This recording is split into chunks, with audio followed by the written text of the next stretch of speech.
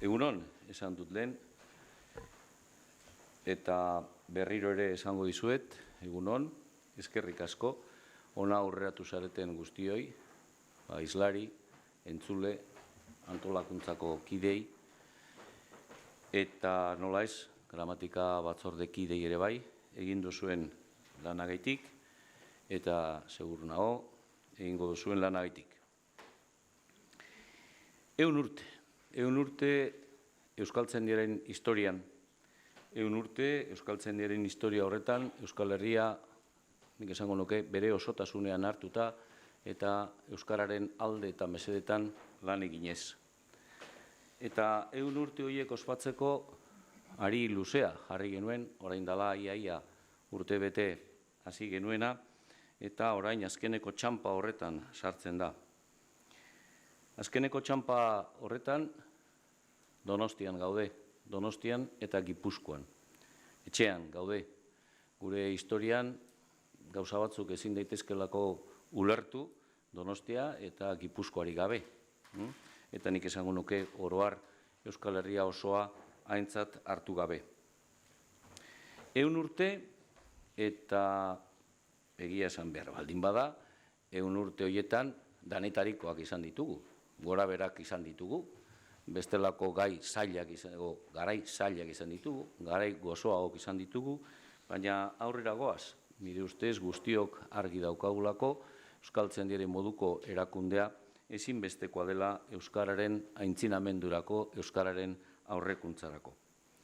Ipar Euskal Herrian, zein Hego Euskal Herrian, Nafarroan, Bizkaian, Gipuzkoan, Araban, Lapurdin, Benafarroan, Zuberoan, zein diasporan, Euskara present dago gaur egunean, eta beraz, presentzia horri eutzi egin behar diogu eta erantzun bat eman behar diogu. Gure kasuan, Euskararen erakunde aholku emaile ofiziala izanik, erantzun instituzionala. Gure lanen bidez, gure ekimenen bidez, gure ekintzen bidez. Nahiko nuke esker hoiek zabaldu eta batez ere Ignacio, Gemma, Rosario, benvidos.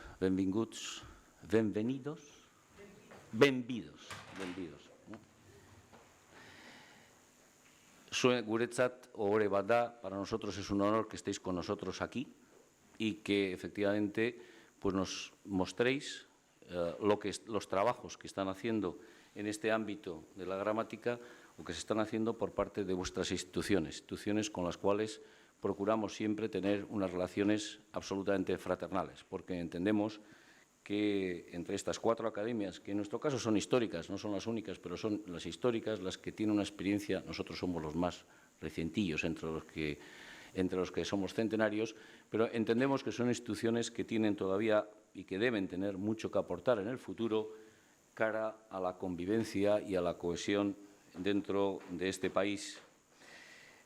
Besterik ez, ibilbide luze batetik gatoz, gaur aurkeztuko dan lan hori egin ahal izateko. Ibilbide luze horrek bere frutuak ekarri ditu, frutua emango du, eta azken baten, eta mende horren ari dagokionez, nik esango nuke, lehen esan dudan bezalaxe, 9. jardunaldia dela, ez 9 urrena, eta aldez aurretik etorri diren beste guztiak, ala atlas, literatura, fonética, fonologia, onomastika, toponimia, euskera batuaren eskuliburua, eta oro har webgune berria, horren bitartez, saiatu dela Euskaltzaindiak beste bide bat urratzen, beste erakustaldi bat egiten, eta batez bere, nik esango nuke, gizartearen zerbitzuak bere baliabideak jartzen. Orain, ordu batzuk emango dituzue Salaburuk esan duen bezalaxe, eta ordu horiek mesedegarri izan daitezela, ez bakarrik zuentzat, ez bada Euskararentzat. Eta Euskararentzat eta oro har Euskal kulturarentzat. Hori opa dizuet, eta nik uste besterik gabe, hitzak alferrik daudela, eta hobe da lanean hastea. Beraz, mila esker eta lanera.